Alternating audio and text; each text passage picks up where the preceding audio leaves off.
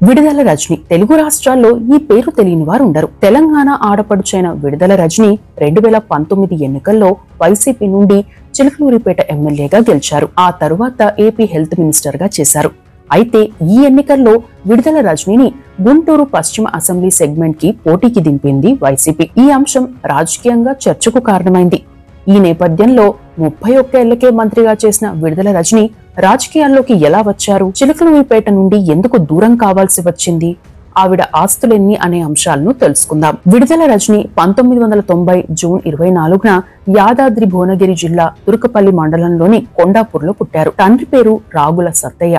ఈయనకు 2 కుమార్తెలు కాగా చిన్న కుమార్తె విడుదల రజని. రాగుల సత్తయ్య కుటుంబం హైదరాబాద్ లో నివాసం ఉండేవారు. విడుదల రజని స్థానికంగానే ఇంటర్ వరకు చదివారు. ఆ తర్వాత ఉస్మానియా యూనివర్సిటీ పరిధిలోని మల్కాజ్గిరిలోని సెయింట్ ఆన్స్ మహిళా డిగ్రీ కళాశాలలో 2011లో బిఎస్సి పూర్తి చేశారు. అనంతరం కర్ణాటకలోని చిత్రదుర్గ జయమై ఇంజనీరింగ్ కాలేజ్ నుండి ఎంబీఏ పూర్తి చేశారు. ఓ ఐటీ కంపెనీలో కొన్నాళ్లు ఉద్యోగము చేశారు. ఆ టైంలో ఓ మీటింగ్ లో గుంటూరు జిల్లా చిలకలూరిపేట నియోజకవర్గంలోని పురుషోత్తమపట్నంకి చెందిన విడుదల కుమారస్వామితో పరిచయం ఏర్పడింది. ఆ పరిచయం ప్రేమగా మారింది. విడుదల రజని ముదిరాజ్ సామాజిక వర్గానికి చెందినవారు కాగా ఆమె భర్త కుమారస్వామిది కాపు సామాజిక వర్గం. కుమారస్వామి తండ్రి విడుదల లక్ష్మీనారాయణ కాగా తల్లి వాయుసుత. కుమారస్వామి కుటుంబం అప్పటికే రాజకీయాల్లో ఉంది. ఇక సామాజిక వర్గాలు వేరైనా రజని కుమారస్వామి పెద్దల అంగీకారంతో పెళ్లి చేసుకున్నారు. వీరికి ఒక బాబు, ఒక పాప. వివాహం అయ్యాక విడుదల రజని తన భర్త కుమారస్వామితో కలిసి శాన్ ఫ్రాన్సిస్కోలో ప్రాసెస్ వీవర్ అనే కంపెనీని ఏర్పాటు చేశారు.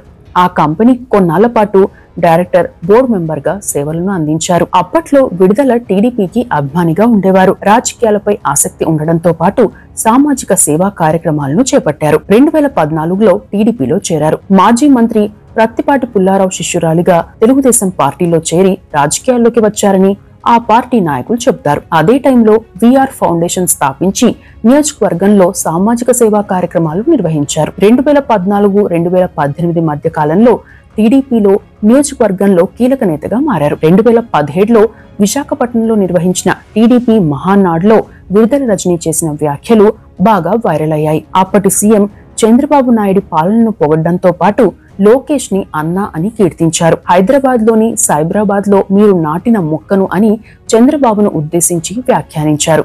ఇదే వేదికపై వైఎస్ జగన్మోహన్ రెడ్డిని, దివంగత సీఎం వైఎస్ రాజశేఖర్ రెడ్డిని నరకాసురులు అని సంచలన వ్యాఖ్యలు చేశారు. అలా తెలుగుదేశం పార్టీ ద్వారా రాజకీయ అరంగేట్రం చేసిన విడుదల రజని అక్కడ కూడా తక్కువ సమయంలోనే పార్టీ అధినేత చంద్రబాబు నాయుడు దృష్టిని ఆకర్షించారు. విఆర్ ఫౌండేషన్ పేరుతో సేవా కార్యక్రమాలు విస్తృతం చేశారు. ఆ టైంలో చిలకలూరిపేట టికెట్ తనకు కావాలని పట్టుబట్టినట్టు చెబుతారు. అప్పటికే సిట్టింగ్ ఎమ్మెల్యే, మంత్రిగా ఉన్న ప్రత్తిపాటి పుల్లారావుకే టీడీపీ టికెట్ ఇచ్చేందుకు ముందుకొచ్చింది. దీంతో టీడీపీపై అసంతృప్తి వ్యక్తం చేశారు విడుదల రజని. 2018 ఆగస్టు 24న పాదయాత్రలో భాగంగా విజయవాడకు వచ్చిన వైఎస్ జగన్మోహన్ రెడ్డి సమక్షంలో వైసీపీలో చేరారు.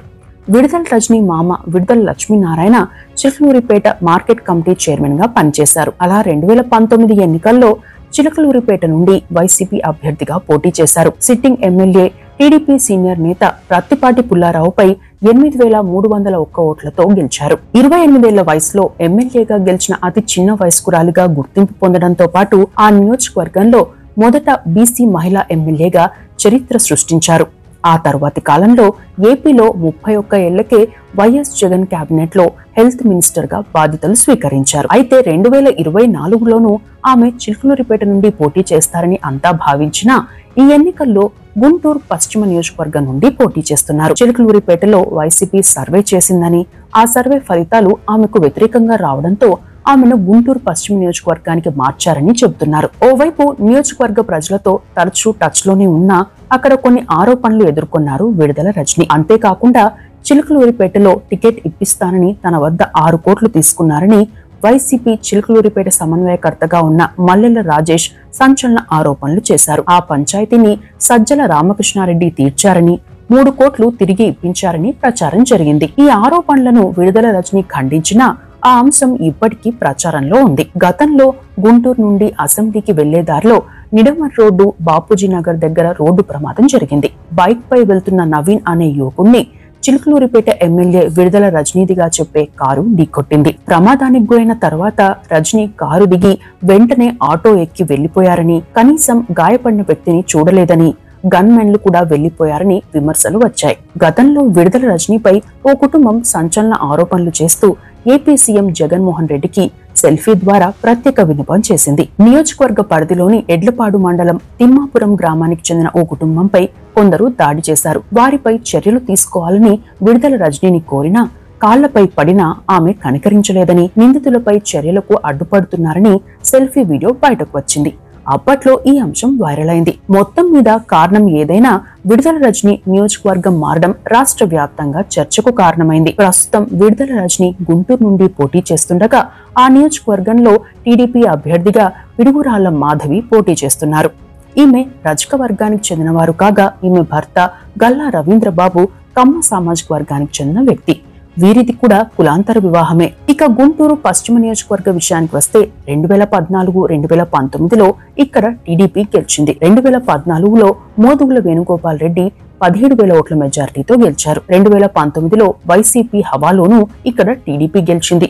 ఆ ఎన్నికల్లో టీడీపీ అభ్యర్థి మద్దాలి గిరి పోటీ చేయగా వైసీపీ నుండి చంద్రగిరి యేసురత్నం, జనసేన నుండి తోట చంద్రశేఖర్ పోటీ చేశారు. ఆ ఎన్నికల్లో టీడీపీ అభ్యర్థి మద్దాలి గిరి 4,289 ఓట్ల మెజారిటీతో గెలిచారు. ఆ తరువాత ఆయన వైసీపీలో చేరారు. ఇక విడుదల రజనీ ఆస్తుల విషయానికి వస్తే గత 5 ఏళ్లలో రజనీ ఆస్తులు తగ్గినట్టు చూపారు. 2019లో చిలుకలూరిపేట ఎమ్మెల్యేగా పోటీ చేసిన టైంలో సమర్పించిన ఎన్నికల అఫిడవిట్ ప్రకారం ఆమెకు, ఆమె కుటుంబ సభ్యులకు ఉన్న ఆస్తి 129 కోట్లు. అయితే 2024 అఫిడవిట్ లో ప్రస్తుతం 85 కోట్లుగా చూపారు. అంటే గత 5 ఏళ్లలో విడుదల రజనీ ఆస్తులు దాదాపు 43 కోట్లు తగ్గాయి. అదే సమయంలో విడుదల రజనీ వ్యక్తిగత ఆస్తులు భారీగా పెరిగాయి. 2019 అఫిడవిట్ ప్రకారం ఆమె వ్యక్తిగత ఆస్తులు 3.7 కోట్లు కాగా ప్రస్తుతం 18.8 కోట్లకు పెరిగాయి. కొన్ని వారసత్వ ఆస్తులు అలాగే ఉండగా పలు చోట్ల భూములు, స్థలాలు కొన్నారు. ఇక ఆమె భర్త ఆస్తులు గత 5 ఏళ్లలో భారీగా తగ్గాయి. 2019 ప్రకారం కుమారస్వామి ఆస్తుల విలువ 124.2 కోట్లు ఉండగా ప్రస్తుతం ఆయన పేరుతో 66 కోట్ల విలువైన ఆస్తులున్నాయి. 2019లో కుమారస్వామికి 120 కోట్ల విలువైన ఐటీ కంపెనీ ఉండగా ప్రస్తుతం 22 కోట్ల విలువైన ఓ కంపెనీ, 5 కోట్ల విలువైన మరో కంపెనీ ఉన్నాయి.